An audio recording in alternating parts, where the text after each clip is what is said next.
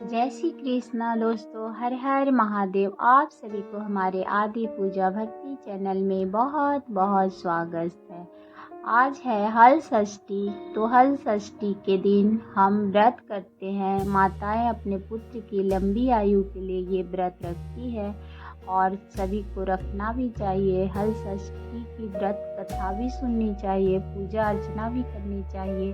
तो हल षष्ठी क्यों मनाया जाता है? तो भाद्र माह के कृष्ण पक्ष की षष्ठी को यह भगवान श्री कृष्ण के ज्येष्ठ व्रत श्री बलराम जी के जन्मोत्सव के रूप में मनाया जाता है। इस दिन श्री बलराम जी का जन्म हुआ था। हल षष्ठी की व्रत कथा इस प्रकार है।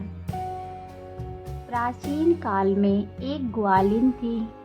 उसका प्रसव काल अत्यंत निकट था।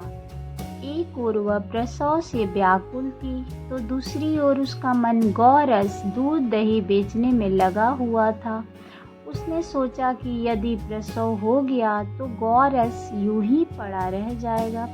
यह सोचकर उसने दूध दही के घड़े सिर पर रखे और बेचने के लिए चल दी।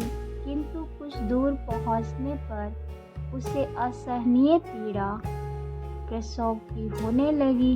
वह एक झरबेरी की ओट में चली गई और वहां एक बच्चे को जन्म दिया। वह बच्चे को वहीं छोड़कर पास के गांव में दूध दही बेचने चली गई। संयोग से उस दिन हल षष्ठी थी। गाय भैंस के मिश्रित दूध को केवल भैंस का दूध बताकर उसने सीधे साधे गांव वालों में बेच दिया।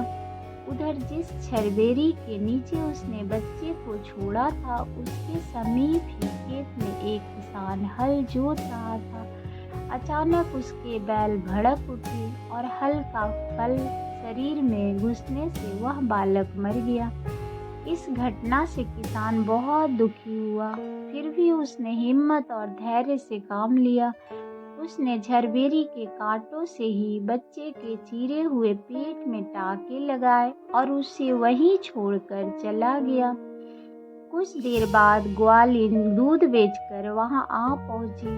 बच्चे की ऐसी दशा देखकर उसे समझते देर नहीं लगी कि यह सब उसके पाप की सजा है।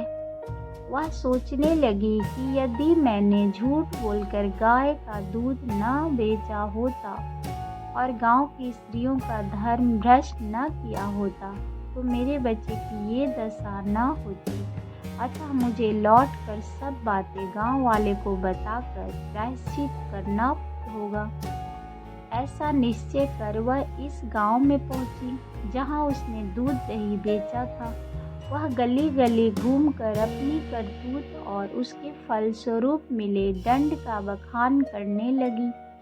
तब स्त्रियों ने स्वधर्म रक्षाए और उस पर रहम खाकर उसे क्षमा कर दिया और आशीर्वाद भी दिया। बहुत सी स्त्रियों द्वारा आशीर्वाद लेकर जब वह पुनः झरबेरी के नीचे पहुंची तो यह देखकर आश्चर्यचकित रह गई कि वहां उसका पुत्र जीवित अवस्था में पड़ा है।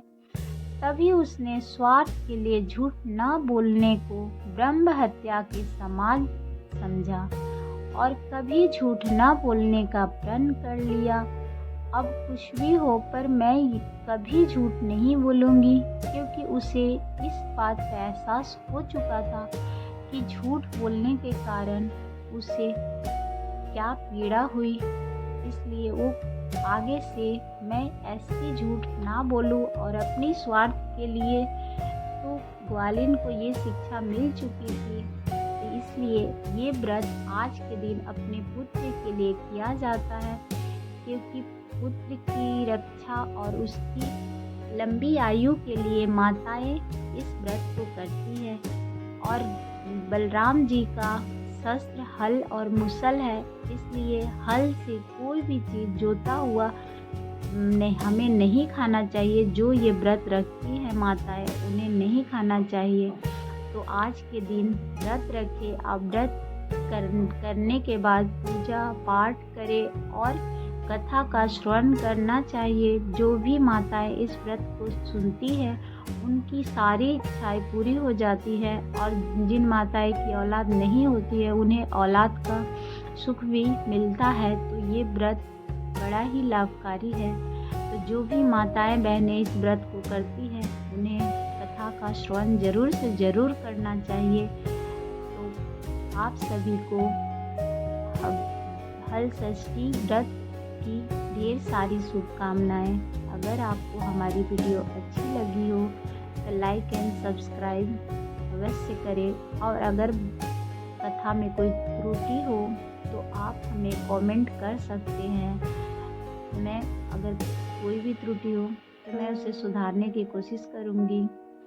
धन्यवाद। राधे राधे। जय श्री कृष्णा।